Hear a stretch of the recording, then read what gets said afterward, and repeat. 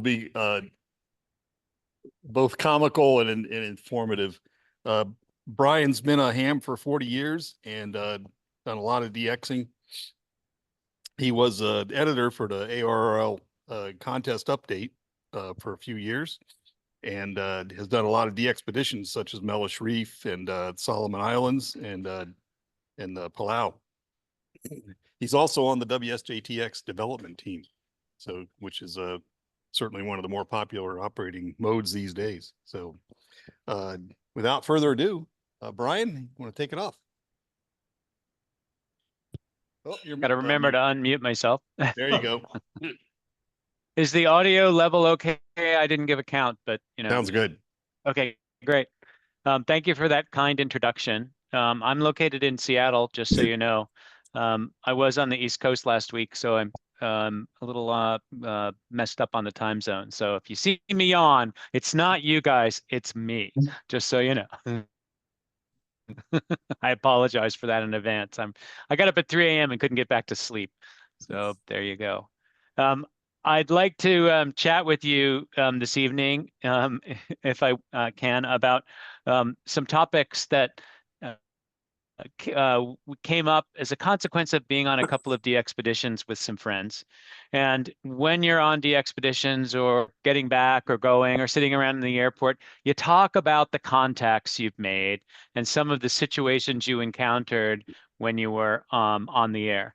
And what we found is some of the behaviors that we saw that's just kind of like, you know, were good ones, were fun to talk about. And there were some other behaviors that we found that were kind of frustrating as we tried to get as many people as possible into the log. So we wanted to make a presentation and say some of the things that people really don't say. And maybe we say it in a nice way. It won't sound as, you know, as harsh or rude, but, you know, with maybe a tongue in cheek for some of these things. And I'm sure many of you folks have heard some of these tips and techniques or anti-tips and anti-techniques that some people use, but, you know, we can go ahead and cover some of them. Let me bring up my PowerPoint, because we all have PowerPoints. And go to presentation.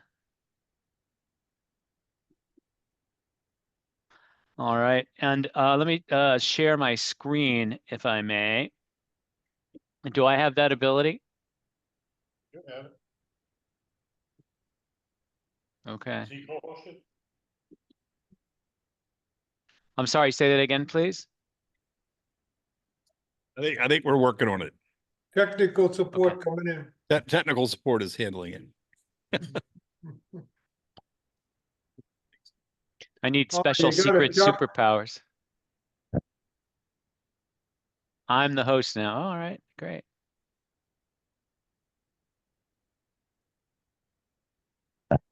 Have to get the right, there it is.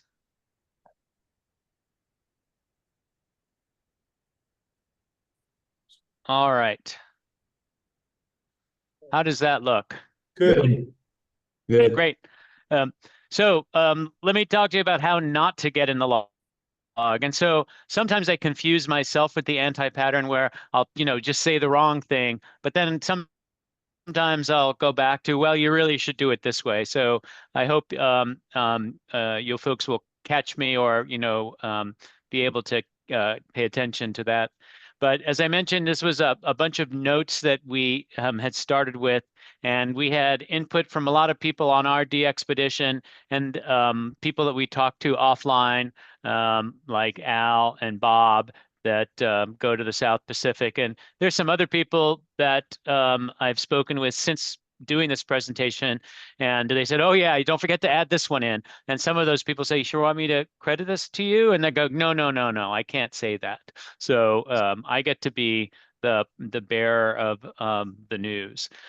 So I give you a little bit of a bio on me. I was the past editor of the ARRL contest update for over 6 years, and every now and again I go back and do a couple of issues when folks at headquarters are busy. I've been on 3 DXpeditions in the last 6-7 years. First was to Mellish Reef in 2017, T88 Whiskey Alpha in 2022 as a remote op. I had to not be present about 2 days before we were supposed to be there. And then H40, most recently H44 Whiskey Alpha. I also got on for a few minutes on H40 Whiskey Alpha as we were debugging something in WSJT. And what being on the WSJTX team allows me to do is kind of take the development environment of WSJTX with us when we go on these DXpeditions. And when I find bugs, as we inevitably do, I try to fix them on the spot. Also, for folks who are using WSJT as the hound trying to chase the DX, that's the main mode that WSJTX is used. So consequently, the Fox mode, what the DX uses, isn't as exercised by enough people. So there are still bugs in it.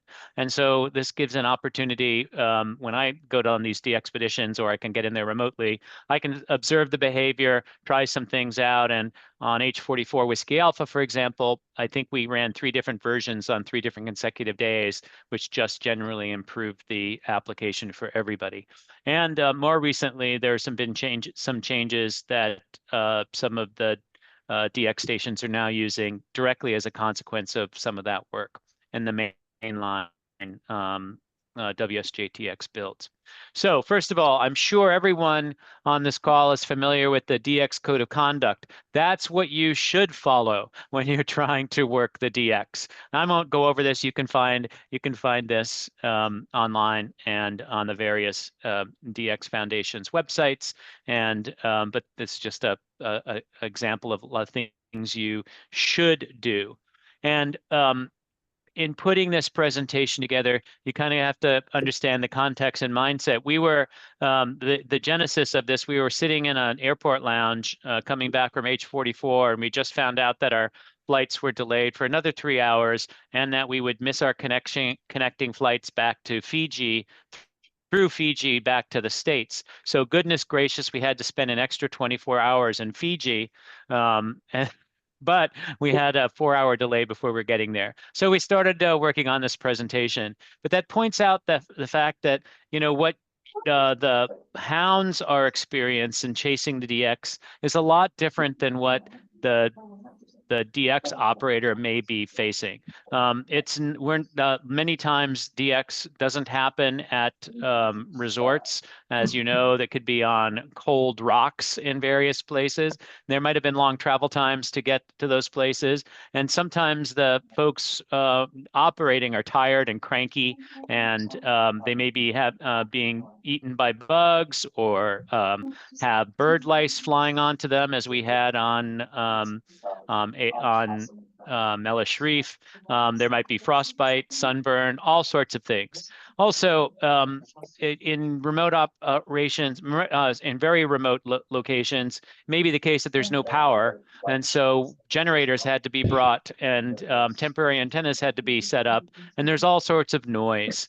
More and more in the South Pacific, there's a lot of over-the-horizon radar going on, which encroaches in the amateur bands. I'm sure you've heard of those. There's even the ability to know when industry is starting in some Asian countries by the fact that the propagation changes, and we can hear EMI from what we can only think is industry there.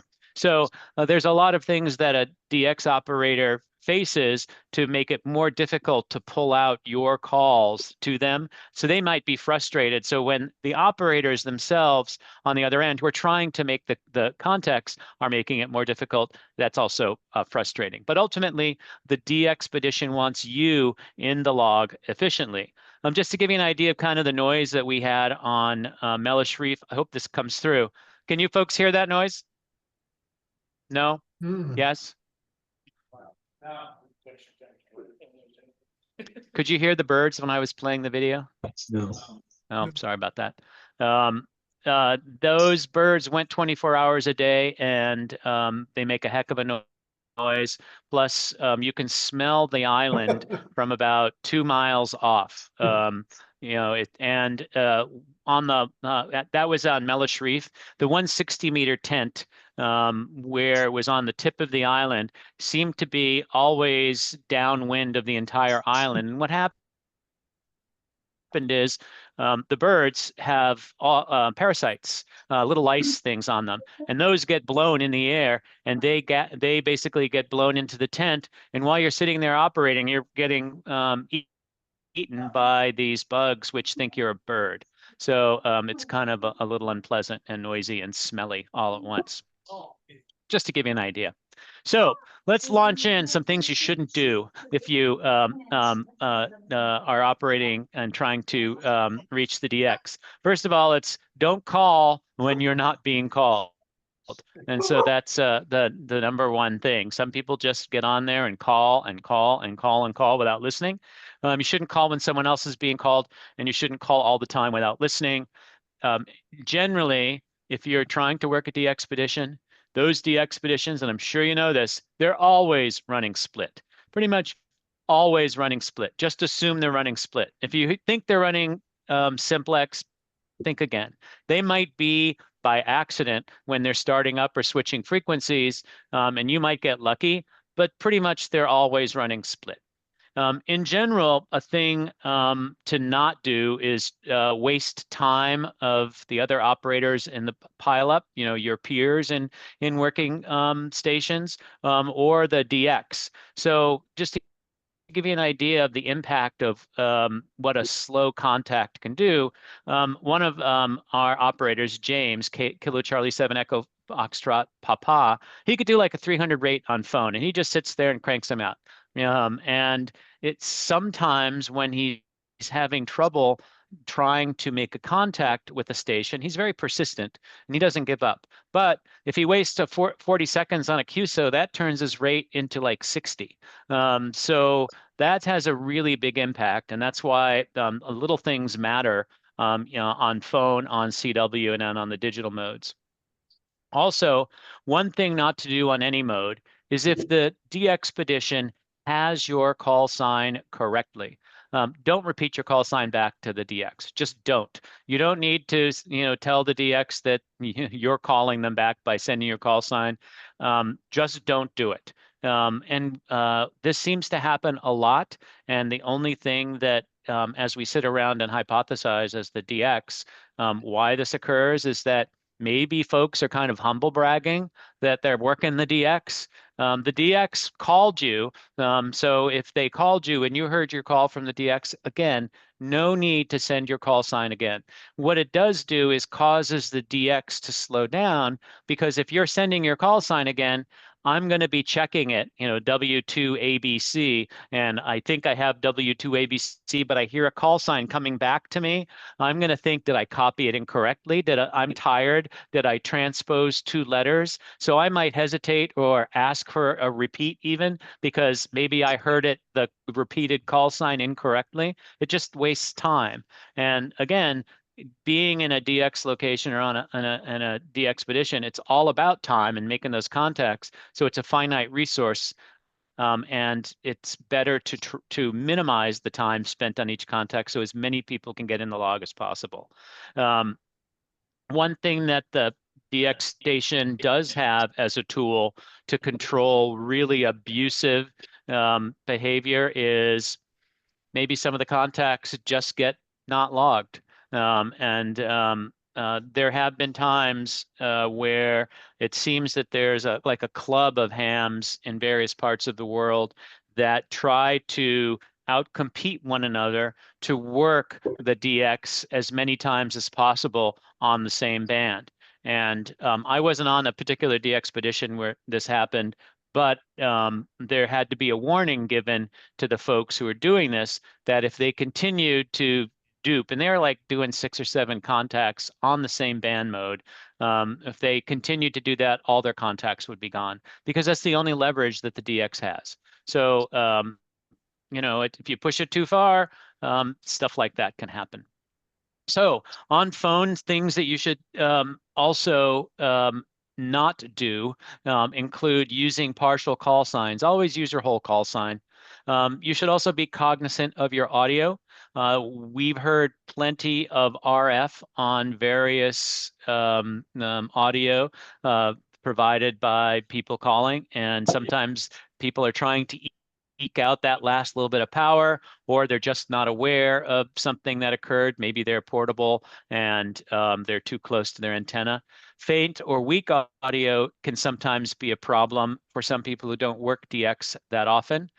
We've also had issues with people that who not mispronounce, but they don't provide the same emphasis on some parts of their call sign as they do others. And when they repeat their call sign, they continue to say the same thing twice. I remember one caller who was saying their prefix, the number, and then I could not get the suffix to save my life because they were just not emphasizing it at all. That's something to be cognizant of. If the DX is asking for lots of repeats, try different emphasis on different parts of your call sign and make sure that you're pronouncing all the parts of your call sign with kind of equal emphasis. We have even had the case where folks calling have forgotten their own call sign. And I will admit, because I'm not afraid of admitting I'm a big ham, that sometimes when the DXpedition starts going, it's sometimes hard to remember the DXpedition call when you're calling CQ. So you'll catch me on the air every now and again calling from somewhere with one of the contest calls or even my own call. But don't forget yours when you're calling the DX. You should always use standard phonetics. Don't use incompatible phonetics. When I say incompatible, there was a famous ham up here in the Pacific Northwest. Whiskey 7 pot hangs over, PHO, a big DXer. That's probably not the most appropriate phonetics for marginal conditions. You should maybe stay with the standard ones. But you should have an alternative for set of phonetics that you use for your call sign. So for example, I use for my call sign November 9 Alpha Delta Golf. Sometimes the golf isn't too easy to hear on the other end. So I will change it up and use a theme like America, Denmark, Germany. And that usually gets through. So you should maybe have some that you have prepared for that. Sometimes we have people who are just going like this and you can't really hear them because they're so close to the microphone and not really, you just can't really understand what they're saying. So cognizant of that, maybe use the monitor when you're transmitting at a very low level to listen to your transmitted audio. And then please, if you are calling the DX and the DX is providing the ability for you to look up your contacts online in the logs or what have you, try not to make duplicate contacts because in marginal conditions, and this happens over and over, it's really disappointing to find out that a station that you took a lot of effort to really copy and take maybe a minute or two to get every single letter of their call is really a dupe. And what's kind of seems to be par for the course is if they are weak the first time you took a minute to copy them, when they call in to being a dupe, they're going to be weak the second time too, and it's going to take about the same amount of time to get their call sign. So that's a real rate killer, is duplicate contacts with very marginal or weak stations. So moving on to CW, definitely you shouldn't, there's a theme here. Don't call when you can't hear the DX. Don't call when you're not being called. You shouldn't call without listening. And don't call in the DX frequency because the CW guys will also split.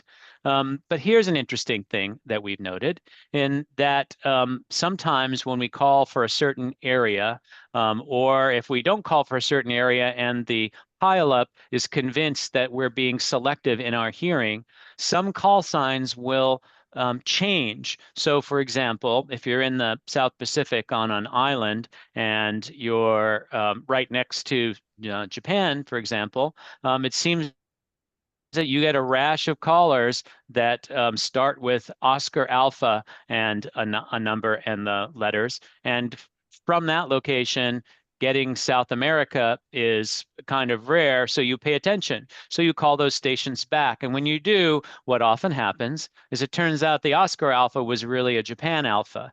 And that really happens too often for it to be a coincidence or for there to be a relay switching problem. So all we can think of is that there's a perception that if someone called with their real call sign, they wouldn't get called back. So they're calling with not their real call sign the first time. And when they don't think that the DX is going to abandon a contact when they almost have it. So that's just kind of rude, but that's what's happening. Again, if you're on CW, especially on CW, don't send your call sign again after the DX sends your call correctly. We don't need it again. We've got it.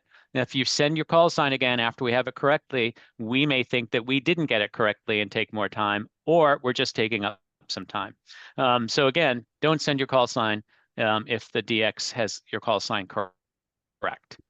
Also, when providing a report, don't send 5NN twice, and definitely don't send 599 or a few times, just once. 599, thanks. That's all you need to do. Simple as that. And that makes the DX happy. You know, you could think it's impersonal, but the point is to allow a lot of people to get into the log. If you are aware that the DX is working split and it doesn't sound like they're too busy and you're calling and calling 4 or 5 kilohertz up, kilocycles, whatever, you should maybe slide down, because if the pileups are thin, the DX may only be listening between 1 and 2 kilohertz up, and you're going to be up there calling for a while. So maybe slide down to where the pileup is, but then just a little off. Also, don't bother decorating your call with the stroke QRP. We're not going to log it that way. So we don't, if you make it into the log, you make it into the log. The reasons not to decorate your call with QRP is there are more characters if you're sending your call sign /QRP, more signal elements that we need to decode, and those are more prone to error. So you could be slowing things down. We might not actually get your call correct. And it doesn't mean anything to the DX.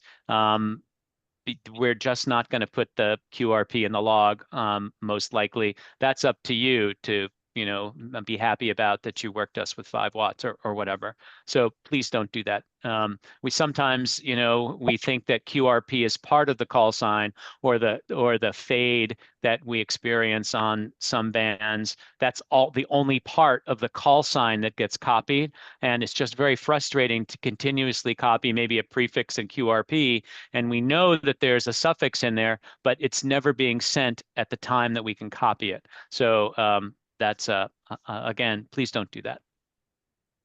You shouldn't use bizarre or inconsistent CW element spacing. Now, in a pileup, everyone wants to stand out, and if you're sending poorly using, say, a bug instead of electronic keying, sometimes operators like myself were tired, and it just makes it more difficult to copy call signs. It can make you stand out, but maybe not in a good way. Some people have thought that going to the old tube kind of thing where the oscillators are pulling and you get the whoop, whoop, whoop, whoop, whoop, whoop, whoop, whoop, sort of like you used to hear a lot of stations coming over the poles back in the 70s, might get you to stand out. It kind of makes me smile when I hear that. But boy, having a whole hornet's nest full of those sure would make things difficult to copy in a pileup.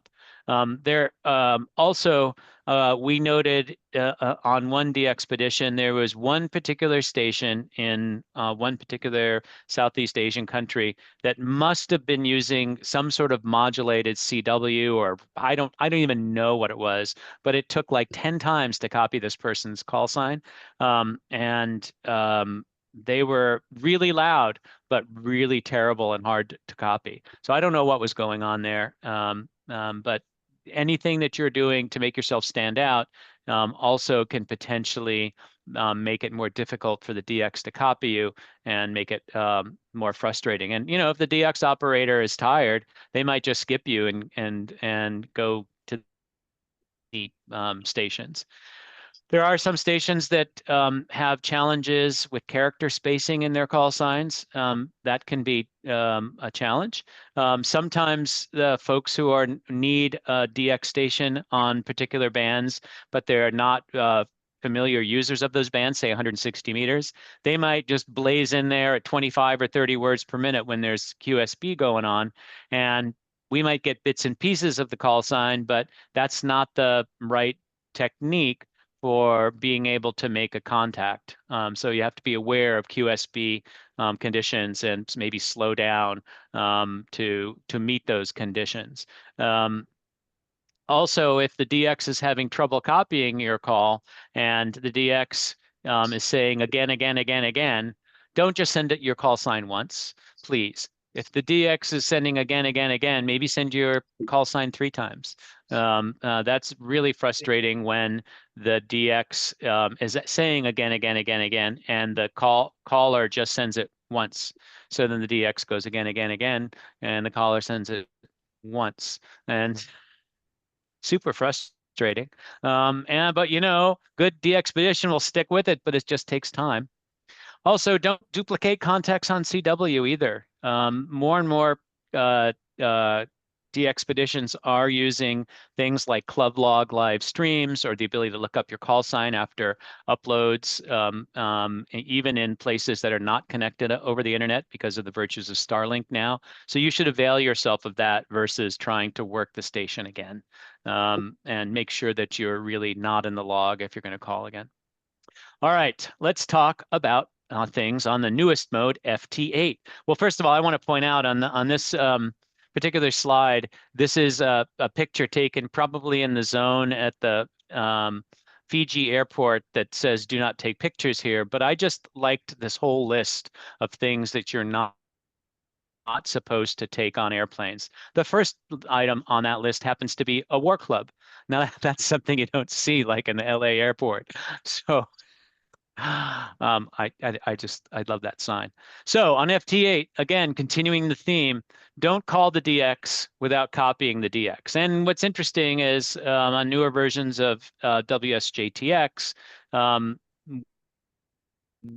because there are a lot of people that are new to DXing that don't necessarily know that, the WSJTX program is making it doing a little more enforcing and making it more difficult to actually call the DX blindly. And that's started with the more recent version of WSJTX.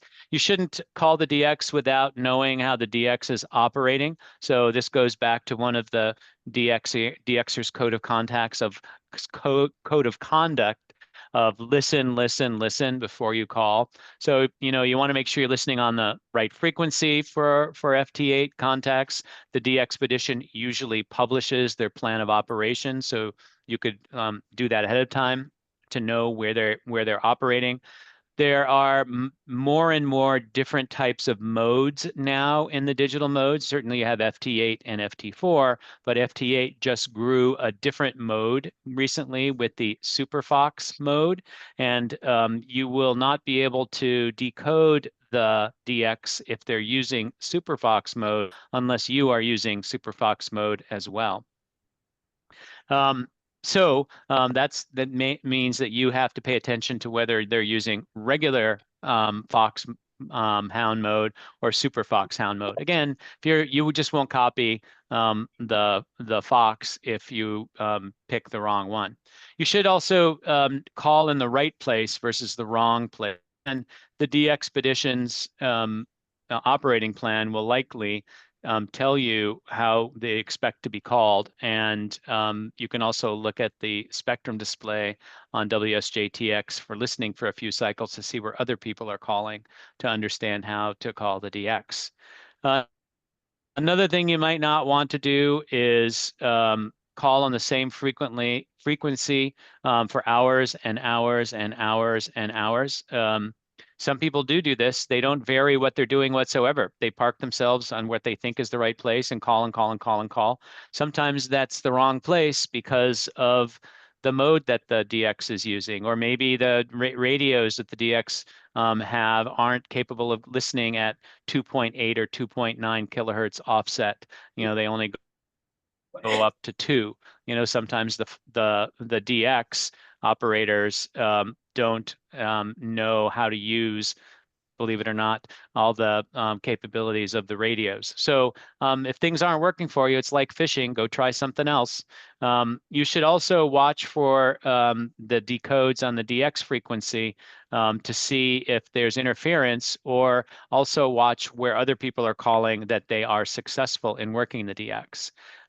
You should also pay attention to all of the other operating aids that are available to you more and more, including the such resources as Club Log, again, live streams, or the Club Log log search to see whether you've been logged or not before you call with a dupe. Definitely on FT8, you shouldn't use /QRP. If you do so, it's like tying one of your hands behind your back. You should see section 5 of the WSJTX guide on what kind of call signs are used and transmissible in what situations, and you'll realize that signing /QRP isn't really doing any favors for you. So again, it's superfluous and you shouldn't do it.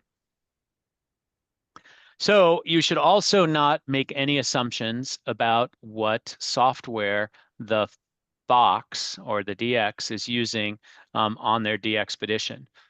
There are some FT8 capable applications like MSHV, which is popular with DXpeditions from certain countries.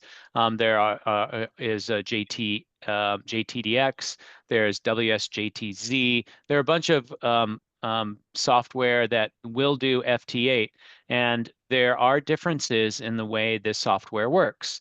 And if you can be assured that the DX is using some of those programs, you can do some things to advantage yourself if you are absolutely sure that they're using that software. But if you make a mistake and they're not using that software, the downside is you may never get worked. So for example, if the DX is using MSHV to do kind of Fox and Hound or do the multi-stream FT8, they will answer calls down below 1000 hertz. If the DX station is using WSJTX and regular Fox Hound mode, if you call below 1000 hertz, the DX is never going to respond to you because the program will not even show those callers to the that are calling below 1000, won't ever even be displayed on the DX screen. So that's high stakes to try to call below 1000 because you can't be assured that they're using that software. Another thing to be cognizant of, knowing that WSJTX, for example, will only display stations calling above 1000 hertz, is you can say, well, I'm going to call right at 1002 hertz. Well, radios going on DXpeditions get dropped. Sometimes the oscillators are, too warm, too cold. The radio's drifting. Your radio's drifting. Your 1 hertz offset plus my 10 hertz offset. If they're going in opposite directions, that's 11 hertz of offset.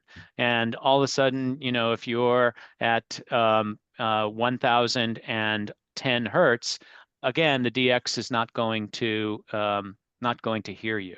So just be aware of things like that.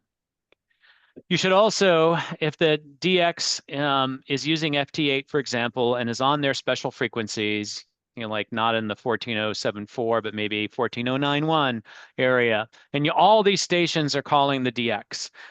What sometimes occurs is we'll see stations get on in that same segment and start to call CQ where the DX is calling CQ and trying to work lots of those stations.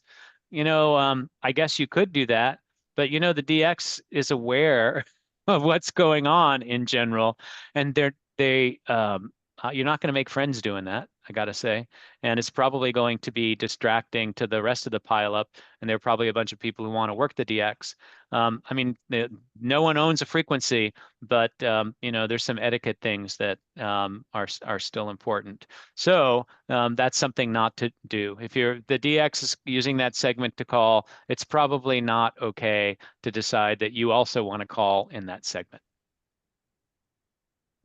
So there's some keys to success that you might do, and these are things you should do, and for particular versions of software or in particular modes. So I mentioned MSHV. You can call wherever you want, above or below where the DX is calling, and you can call with a grid or a signal report. And MSHV will display you to the DX, and the DX can click on you and work you. And WSJTX is not as flexible as that.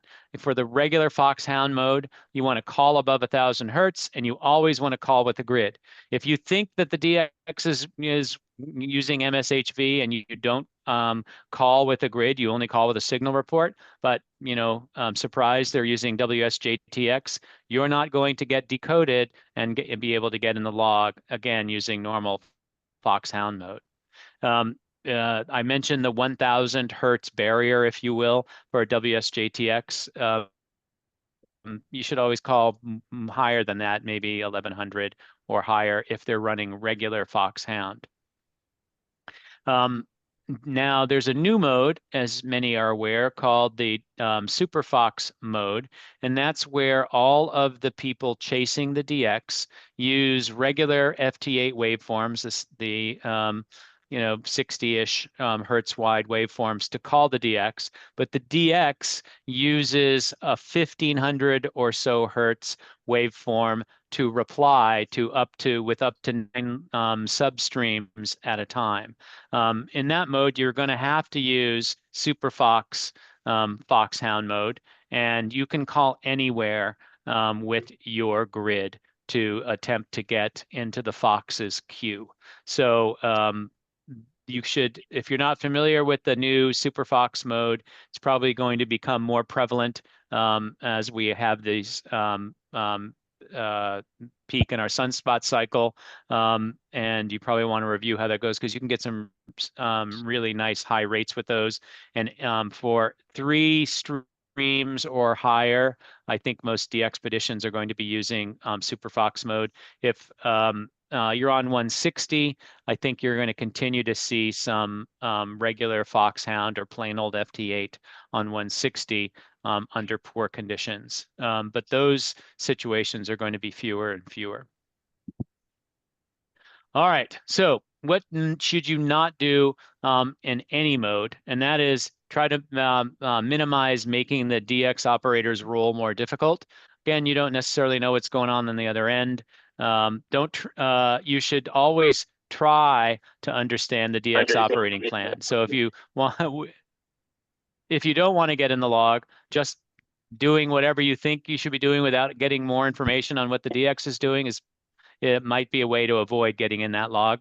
If you don't answer the DX when they call you, you're probably not going to get in the log, so you should be listening as well. If you don't follow the DX operator's request, like up, they want you in the log, so they're going to ask you to do things that would advantage you for getting in the log. If you don't take advantage of the many resources that are available now that Starlink is prevalent on most DXpeditions, so that the club log can be updated almost instantaneously and the logs maintained, well, you're just missing out on some tools. And we even have folks that are posting erroneous information to DX clusters. I was watching some stations saying absolutely positively that H44WA was using MSHV. And, I'm on the WSJTX team. I don't think we're going to be using MSHV on H44WA, and we weren't. And so people were, because of that post, we saw, because we're on the internet too, well, we saw a bunch of people starting to call us below 1,000. Well, when they weren't getting in the log for hours and hours and hours because we weren't even really copying them, then I guess they finally figured out that maybe that was wrong. And in general, unless you know sure that the D expedition is doing something, please don't post any information that is really not verified. There are pilot stations, there are websites that the DX provides to disseminate information, and those should be viewed as the starting point to the ground truth. Hold on one sec, I got a cough. Sorry about that. All right. So there's some other things that, as the DX station on the other end, we kind of note. Every now and again, when the band's not really open to a couple sections of the world, some really huge signals come in from those sections of the world. And we're like, huh, how is that happening? So, there are some famous stations that are really loud no matter what. And I guess they have inexpensive electricity there. And you expect some of those people to be loud, but still, the propagation would affect their signals. These are signals that just shouldn't be that loud from that part of the world, and none of their peers are. So all we can think of is that sometimes those stations are using remote, but they're not using the a remote appropriate call sign from where the transmitter is being located. And that's pretty obvious. I don't think you're really fooling anybody. And that's the way the logs get analyzed if people are being sticklers about whether a contact is being made or not. Was there propagation? Was there a reasonable expectation of propagation from that area of the globe to the DX location at that particular time? Sometimes stations are 30 to 40 dB louder than their peers during a pileup. So again, could be a remote, but some folks run some big power, and so could be that. Also, it has been the case where on slow time, working pileups, I noticed that the same operator is calling in multiple times with different call signs, and even consecutively. So I guess they have friends that they're working us for, and they're all getting in the log. But the DX notices these things, so I think we're not the only ones listening. The peers are listening too. So it's a party line. Just be aware of that. So what should you do? You should read the DXpedition websites. I hope many here have a subscription to the Daily DX or other means. There are some other free ones, but the Daily DX with Bernie seems to do a good job. There are plenty of websites that also have DX information. You should always follow the operator, the DX operator's request for operating in a certain way. And you should try to be cognizant of how much time you're taking to make a QSO and endeavor to make it more efficient over time. There's no reason not to try to cut out a little bit of time here and there as you make more and more queues. You should be better at them too. And you shouldn't make the DX remember your call sign because you did something that took a long time. But you should remember for good reasons, not bad. That's great advice. And sometimes when we get someone calling in and we see in our say N1MM logger that this happens to be the fifth or sixth band slot, and they get in and out, the DX operator almost wants to say, hey, thanks for doing this efficiently. But again, that wouldn't be efficient. So sometimes it is the case that I've sent mail saying, hey, noticed you worked us 6 or 7 times. Thank you. And also, as a DX operator, when someone is calling in a way that is not helpful for the pileup, I try to provide the benefit of the doubt and send a piece of email saying, hey, you're trying to work us, but you're calling below 1,000. We're using WSJTX. Please call us above 1,000. So I have done that, sent email to various stations doing certain things, trying to guide them to doing maybe better things. So that's it. Any other questions that people might have from this perspective, or comments, things that you don't like that I said, or things that, no, we shouldn't do it that way, we should do it this way? No, no Yeah, I remote. had No, a question no remote. about the queue from the DX side. You got multiple stations you're going to be checking now. If as the hound, let's say, I move over to another frequency, does that kick me out of the queue or what happens?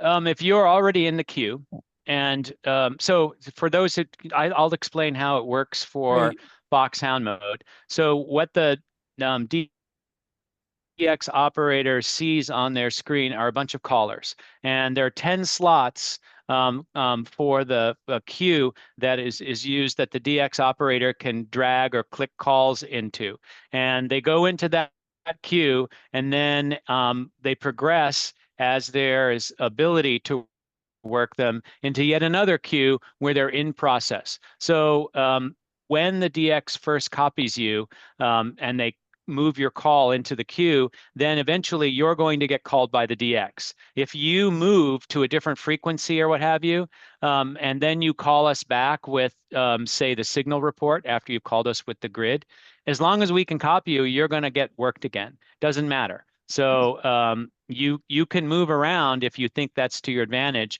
between the first time you call and when you respond with your signal report, but you don't necessarily know that you're in the queue. right. All you can do potentially is watch the spectrum display to see that no one else is really in the calling in the location that you are, and take appropriate behavior. That's the whole reason to use Foxhound mode, because the way regular Foxhound mode, because when you're using Foxhound mode and you're using WSJTX, when you get called by the DX, your software program, WSJTX, will move your transmit frequency down Right. where no one should be transmitting, just to get you out of the miasma of all those people calling, so that the DX can copy you faster. So Okay, good. that's a benefit if you know they're using Foxhound mode, for you to use Foxhound mode as well. Okay, one more quick question. So if I'm calling a DX station, I tend to just give a signal report and not my location. How does that, you as the DX, does that make any difference of whether you'll, I mean, is it important for you to know that I'm Delta Mike 1, 2, or do you just minus 13 or whatever is okay? Does there any, what do you want to call it, spin from your point of view on whether or not I give my location? So it's different depending on a mode. So if you're CW or phone, and the logging programs that most DXpeditions use, I don't believe that there's um, say for N1MM, for example, all N1MM is looking for is a signal report. Right, And that's just a default anyway. So for CW and sideband, anything other than an acknowledgement that you've worked us, it's lost. That most DXpeditions don't log that. By default, though, with WSJTX, the WSJTX program will log the signal report that you send and your grid. So you call with the grid, we get you in the queue. We call you back with a signal report. You call us with a signal report. We note your signal report. We had your grid from before, and it does log you with your call with your grid and a signal report and what we gave you yeah, as well. So you actually get more information, but that's all automated. yeah, The programs, the WSJTX talks with N1MM yeah. logger to store that But automatically. I guess my point was I tend not to send my grid on a DX station. And I'm wondering from your point of view as a DX, does that make it more or less likely you're going to answer me? If you're my first, go ahead. calling, if you're working in if the DX station's using Foxhound mode, Either the way, original one, and you call yeah, with it, well, if the DX station is using Foxhound mode and it's WSJTX, and if you call with a signal report and not a grid, you're not going to get worked. Yeah. You're not going to, you should Yeah. always call with the protocol, which is call with Right. your grid. Yeah, I was thinking more of non-Foxhound, just as a normal Oh, station yeah. FTA. I No, think that's, yeah, I think that's preference. I know a lot of stations actually collect grids. So okay. I would suggest that some people would ignore your call if you're just calling with a signal report. That's what I was wondering. So, okay, great. Yeah. You know, yeah, there are awards now for lots of grids. Yeah. Also, if you have WSJTX questions, you know, I can answer some of those too, in addition to the DX ones. I did have one, Brian, if you don't mind. When the DX station does not get my signal report, but he logs me, I don't log it. And so therefore I have contacts in the DX log, yet it's not mine and I can't justify them. Is the software doing that just by default? So it could be the case. So if this is in the FT8 mode. Yes, yes. So if the DX station gets your signal report, then he will send you an RR73. If you didn't copy that RR73, your side might think, "Ooh, the DX station didn't copy me." Now, if you That's correct. continue to send your signal report because you didn't get the RR73 and you don't think you completed the contact, and it's Foxhound mode, you're no longer in the queue because the Fox thinks that you've completed and is not listening for you anymore. And that's actually a flaw I think should be fixed. And I'm kind of going to, in the next couple months, maybe explore fixing that, you know, and let the Fox hang around a little bit and look for the folks who never got the RR73 and are sending the signal report again. But the Fox, for their purposes, they sent the RR73. That you didn't copy it, you know, they don't know that, and there's no reason for them to know that. So I think it's a judgment call as to whether or not you think you worked them. What you could do is you're in that situation and they have internet connectivity. You could wait a little bit to see if you show up in the log or in the live stream. And that's why I love the live stream capability. I love setting that up on all the DXpeditions we're on, because that way it cuts down on the dupes and everyone seems less cranky because they can tell that they're getting work.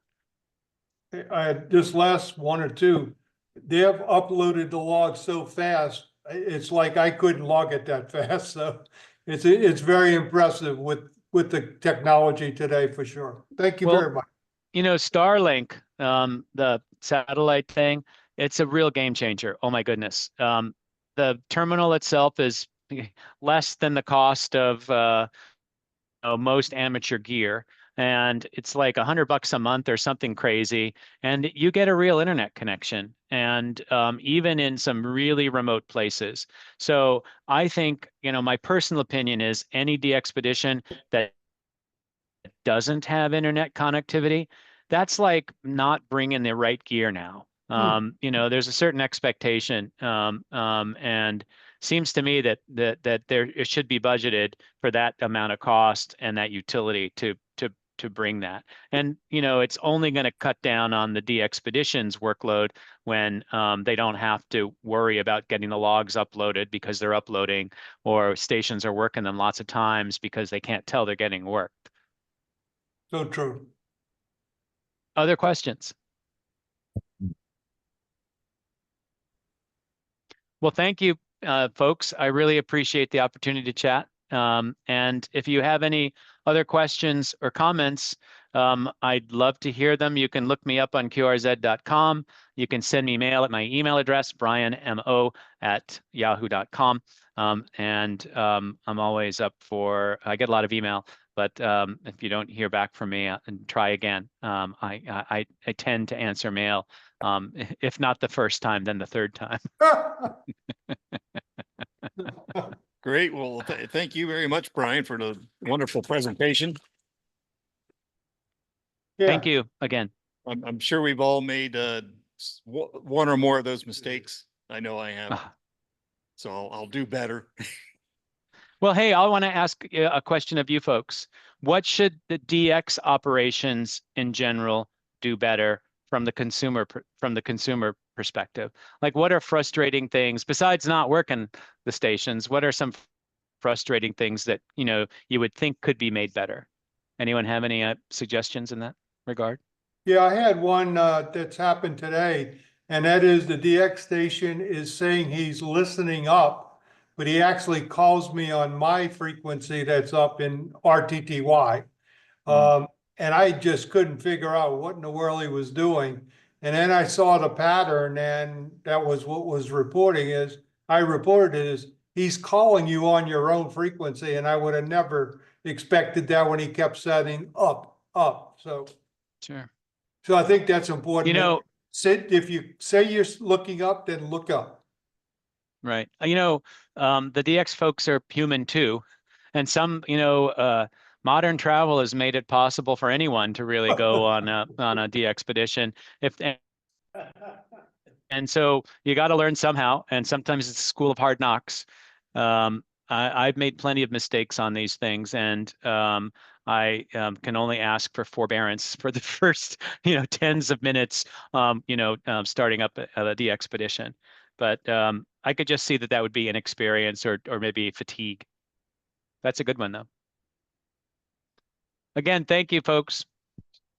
Brian, thank you. Thank you very much from the San Diego DX Club. And I particularly like the fact that you parsed it out as to the different modes of what you shouldn't do on the different modes rather than just making it a blanket thing, because as the years have evolved, CW, then phone, then FT8, they're all a little bit different and they all have their nuances. So thank you very much.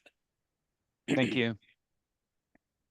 I think we'll do our roundtable now and go from there. So Dennis, you're up. I'm up. Hello, Brian N6KI. Sorry I can't contribute to you anymore. With your contest update, really miss you. Really miss you. I know you did a great job all the years you did that there. And ain't been the same, but well, we know it's a lot arduous work, so we won't fault the new guy. But we're hoping it can get better, like you had it. And yeah, it's about it. Good to see you. And I came down, even though I know you weren't live, just to be present for you.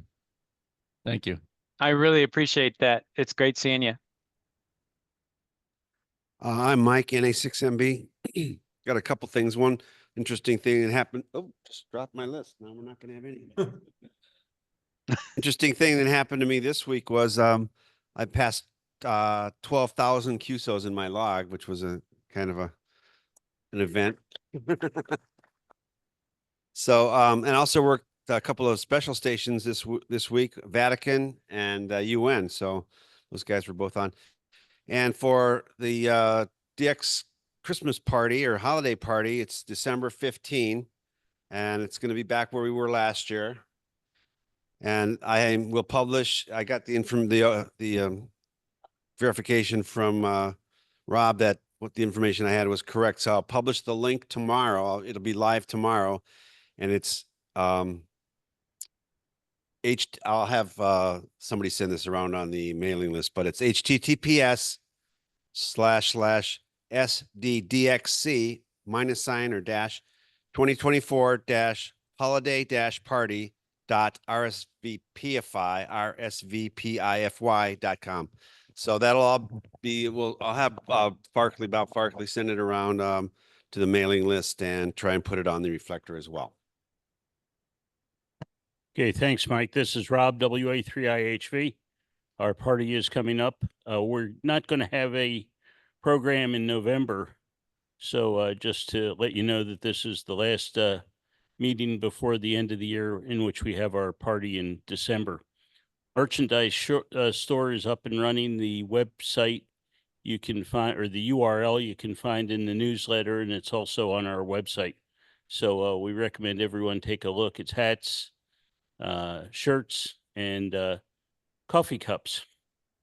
So take a look, and it's a company in Illinois, and you'll be dealing with them directly. If you would like something that you don't see on the website, contact them, and they said they'll be able to make some one-off type things, for example, black shirts or things of that sort.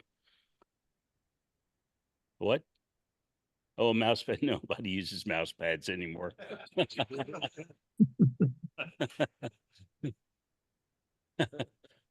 We'll get you some crabs from the D Expedition. Over to you, Bud. Bud 86BH, and I haven't been on the air all that much, but I was happy to see. I did get grease yesterday. It was really funny. I was on FT8, and I was calling a guy in Ireland, and all of a sudden FT8 lit up and says, Athos, Mount Athos is calling me. And I'm like, woohoo, look at this. Well, it wasn't Mount Athos. It was just Greece, But from my house, Greece is a pretty big deal anyway. But it wasn't. So it wasn't really one of the monks there. For some, I don't know why FT8 identified that, maybe Grid Square or something.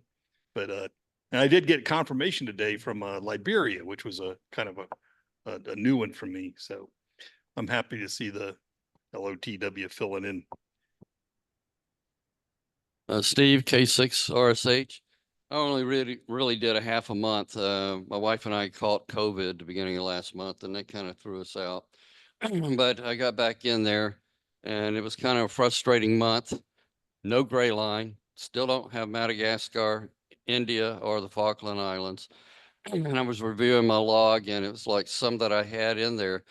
The other stations haven't confirmed yet, but going back to what was said earlier, I had that problem where I couldn't finish the QSO with Pitcairn Island. And, it's right there at the last, and it's like, all I needed was, the last bit, couldn't get it. And one of the other said, well, just go ahead and log it, right? Well, come to find out, here they are. I get them a few days later, and I did confirm it, and then it wound up showing up as a dupe. And it's like, well, okay, well, I didn't have it. So anyway, that seems to be one of the little problems with it. 6 meters, I'm always a day late and $1 short. It's like, I don't know. You see the whole thing light up on the net, and then I go turn it to that frequency, and it's dead. So anyway, the radar is back, and I can see it going through the bands, and that was my month. Hello, Brian, KN6MJK. Haven't done much radio, at least HF stuff. For those who don't know, I'm in the process of purchasing a home in Texas, and it looks like we might be moving there in the next several months. So you're going to be looking probably for a new treasurer here very shortly. So probably hang in through at least November, but some during December. Not my problem. So anyway, it's pretty much all automated. People will be making the reservations, then they'll be paying through PayPal, and so it all stacks up there. Thought about your personal appearance with your wife. What? Where at the Christmas party? Yeah. I don't know if I might make it out. Depends on what we're doing. So, all right, Danny. Danny, WB6FWS. Really not much in ham radio world. I have difficulty getting into my radio room with a 20-month-old baby sleeping right next to it. It makes it difficult, but I try. I worked, guess it was Ireland, I guess it was. Yeah, Northern Ireland on 12 meters the other day on sideband. So that's about it, really. Brian or Don. Yeah, this is Don N6PTF. I really don't have much to report this month. Well, I must be getting old. So I'm sitting there looking across. And I see that old guy sitting over there. I said, who is that guy? He looks a little familiar. It's N6KI. That's who it is. I haven't seen him in months, years, ever since COVID, the first go around. But I sat down the other day in front of the radio with FT8 going, and before I knew it, I'd worked over 100 stations. some DX, some local, whatever.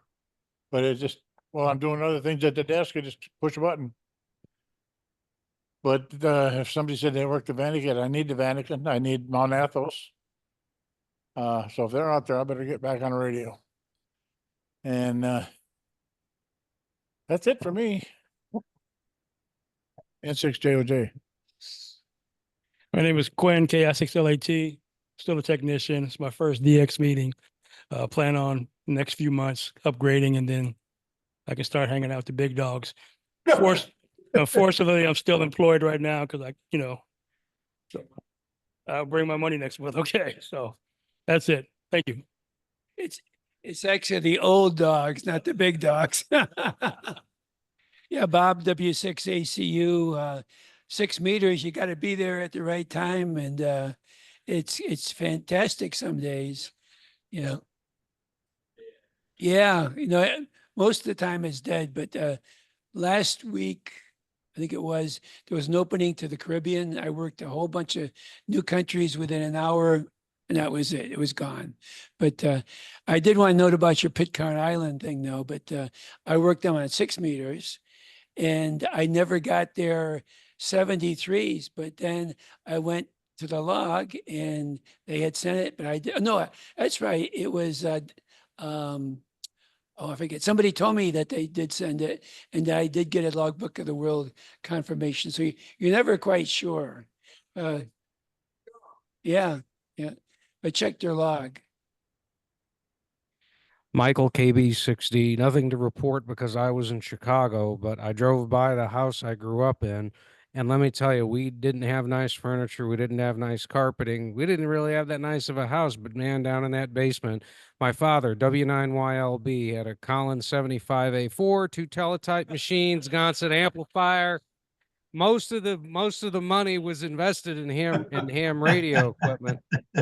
As it should be. And that Gonset, that thing would put out 1.5 gallons, and he would key that thing down, and all the incandescent lights in the house would come down. So yeah, he was a hell of a ham. Thank you. Steve KE6FV. Even though we spent the month of September in Europe, thanks to the internet and the remote ham radio, I managed to still log a bunch of stations. My biggest on the positive side, the Fernando de Noronha, I worked everything except 6 meters. But what's killing me is Nauru. I don't know how the band plan was set up, but it just seems like they're always pointing the antennas, especially on the low bands, somewhere outside the United States, mostly to Asia or Europe. But I did manage to work them on 80 FT8, but and I'll still keep trying to work them on 40 meters. But what they do, and maybe this interests Brian, is they'll go on 40 meters FT8, said like 7056.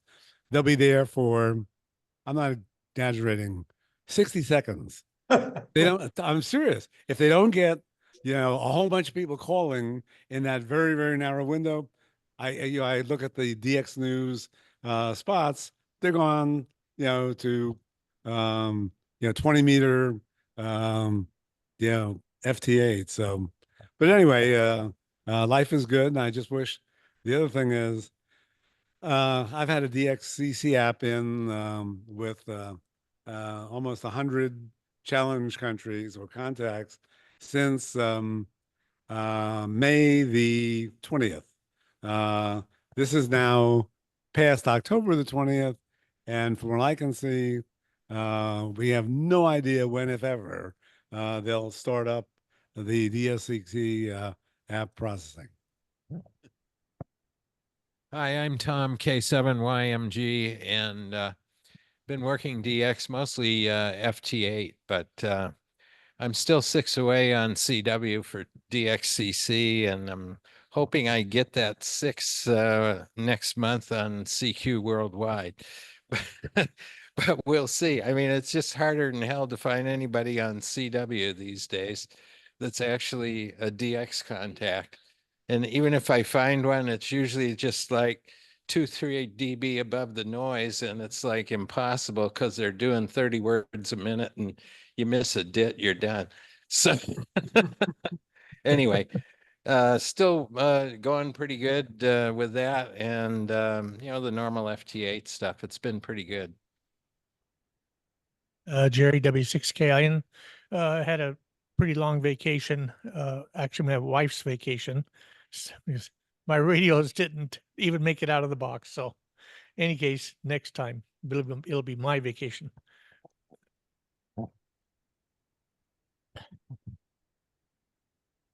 Okay, we'll go over to our Zoom people. Russ, K5OU, OA. Oh, wait, correct. Thanks. And Brian, I wanted to tell you, being in this for 60 years, this technology is so amazing. And like you said, the satellite links. I remember waiting 2 years for a QSL card. I see Ron agreeing with me, and now I might have got a log of the world confirmation the same day. So wow, what a difference. The only thing I've been doing is chasing Larry, K6RO. I don't care what I do, that guy is one ahead of me every step of the way. So I'm trying my best. I haven't been to my station for almost a year, but everything is remote and I love it. So I'm now living in assisted living, but I'm operating just as soon I was there. So thanks for everybody's words. Thanks, Russ. Ron, WA6YOU. Yeah, good evening from the East Coast out here in Fairfax, where we're having a pretty much an Indian summer out here in Virginia. DX has been pretty good. The Charlie 21 managed to get him on 4 bands, but last night took the cake. All of us here in the local club have been looking for Ogasawara. And of all things, imagine 10 o'clock at night, Virginia time, 5 of us in the area worked him on FT8 on 24 megs. I could not believe it. And just like Russ just said, the guy is already in Logbook of the World this morning. I mean, here's something I've waited for what, 30, 40 years to get Ogasawara, and he's in the logbook the very next morning. Let's see, that's about all I have. I did, let's see, I'm at 267 confirmed on FT8, and I'm at 33,000 contacts on FT since 2018. And it's funny you mentioned Larry, K6RO. I met him at a funeral here in Olney, Maryland just 2 weeks ago. And I think he's on his way to Tanzania, or he's already there. That's all I have, and we'll see you guys next month. Thanks for the briefing there, Brian. Sure appreciate it. Okay, thanks, Ron. Ed, AI60, you're up next. Yeah, hello to everybody from Missouri, and not a whole lot of DX going on at my station. I'm tending to get on the weekends with contesting. I've been kind of bitten by that bug. I finally did also get up my 160 inverted L, and I worked it a little bit in the Stu Perry last Saturday night, and I've got a full-sized 160 dipole, and the inverted L is has a little bit less noise and a little bit more signal strength, and so I'm liking what I got. I've got only 10 radials. 4 of them are 100 feet and 98 feet, and the others are 60 and 40.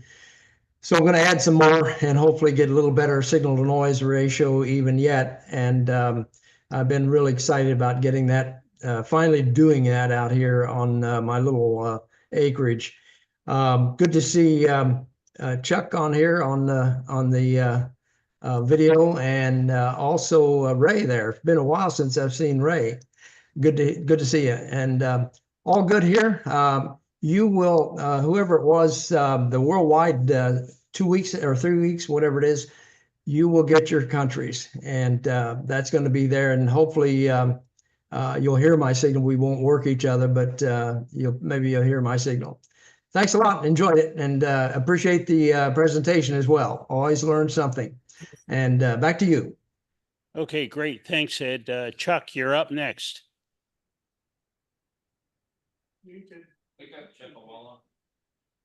Chuck, you're muted.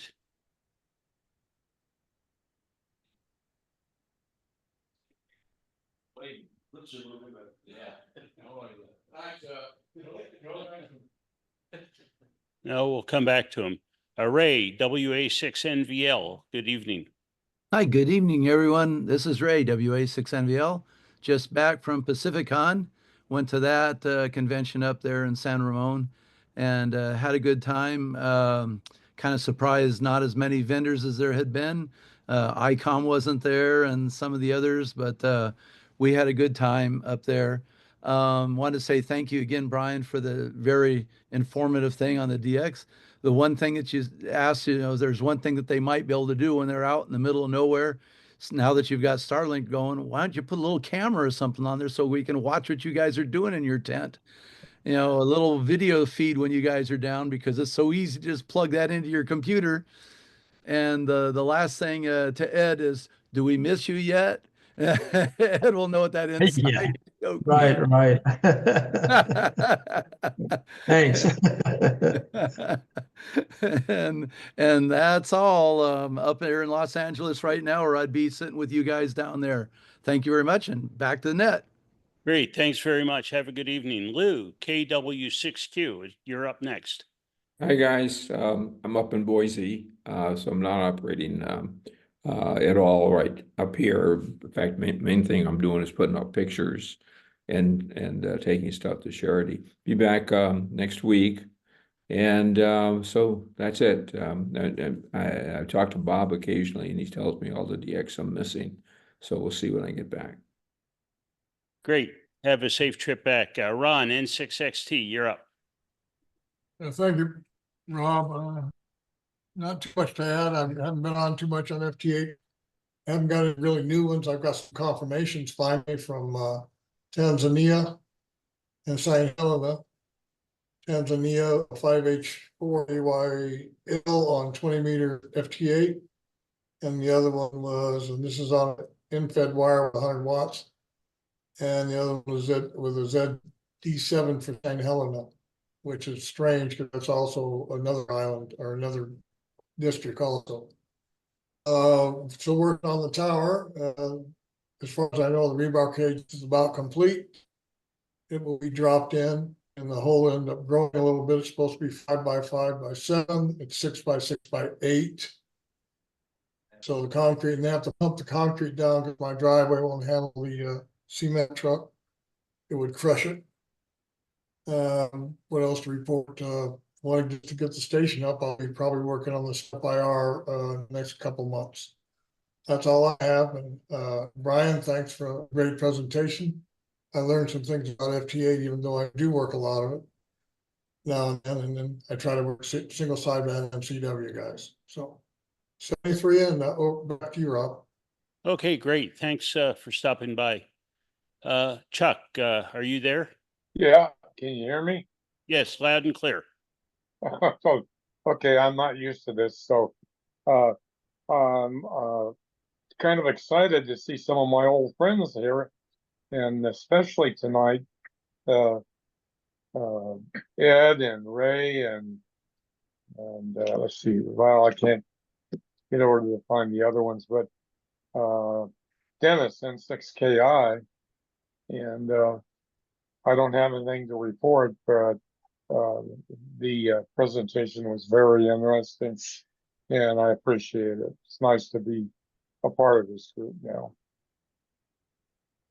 Great. That's Well, it. thanks for stopping by. Brian, do you have any final thoughts for the group?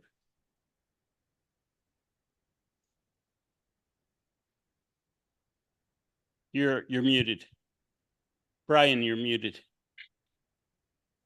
Sorry about that. I had to find the mouse to get it to unmute as well. I've got, double muting power. I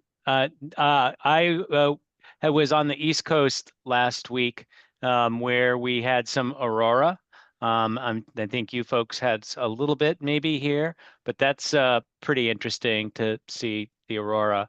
I'm working on a cabin in Vermont, and hopefully we'll have a chance to get an antenna there and get something up, but didn't get a chance to work the radio or take advantage of being geographically located there. And someone said they needed Madagascar. I think 5 Romeo 8 Charlie India is starting up right about now, and I think you'll have a good chance. They're going to be using Super Fox because I think the server just got set up with their call sign. That's it. Again, thank you for allowing me to address your organization. And it's great seeing everybody. Great, thanks very much. And just a final thought on that Starlink, the Palmyra de-expedition, it was just a couple of months ago, used that very extensively and had remote stations sign in. And so people weren't even on site at the de-expedition. Well, thanks very much, everybody. I'm going to turn it over now to Brian for our drawing. And I just have one parting thought.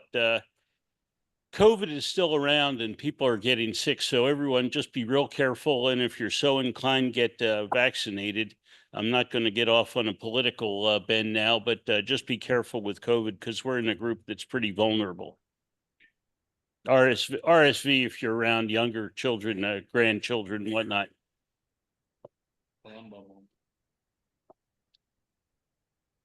Real quick, I got in late. Did anybody mention about Yuma?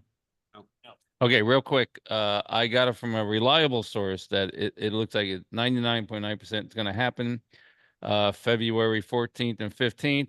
I said, oh, good. It's not going to be on CQ, ARRL DXCW. Nope. The first of the month is on a Saturday. So again, they put the Hamfest on CQ, on ARRL DXCW.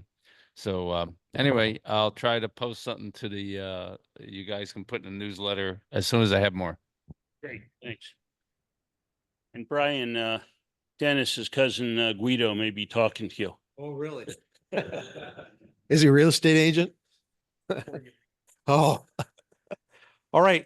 Tonight we have a bottle of red wine, which is a California red blend. I thought this was interesting. This is Fiest beer. It's Oktoberfest, and it's a light ale, I think it is. This is a dual pack for those who don't want alcohol and would rather have some milk chocolate kisses and some chocolate chip cookies. So those are the 3 items. For those that haven't done this before, I'll pick the first one since I'm not in here. And then the person who wins the first one gets to choose what they want. And then after they choose, then they'll pick the next. And the third guy gets what he gets. Or I guess I'd say guy, there's no gals here tonight. Unless some of you are identifying as. Okay.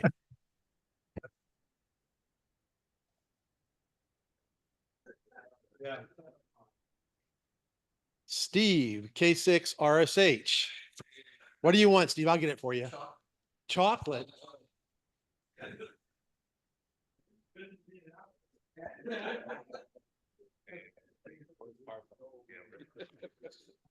All right. Thank you. Thank you. And let me put you down here. Why don't you pick one up? Mix it all up. Mix it all up. Let's see what this is. Well, I don't know what this guy's name is. W6KIN. Oh.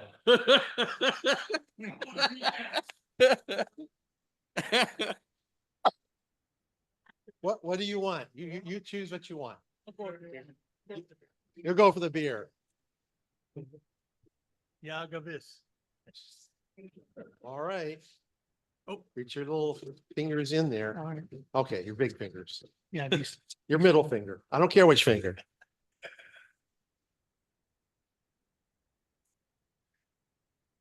N6KI. Senior Guinness. I get what you get, buddy. Now, Now you can barter. Maybe somebody will want to buy it from you or something. All right. Well, that's it. Thank you all for coming. And just remember, there's no meeting next month. It's Thanksgiving. And then after that, we had the Christmas party. So this is the last one we'll be at this year. So just a reminder. Oh, 7-3. Somebody wants it? 3.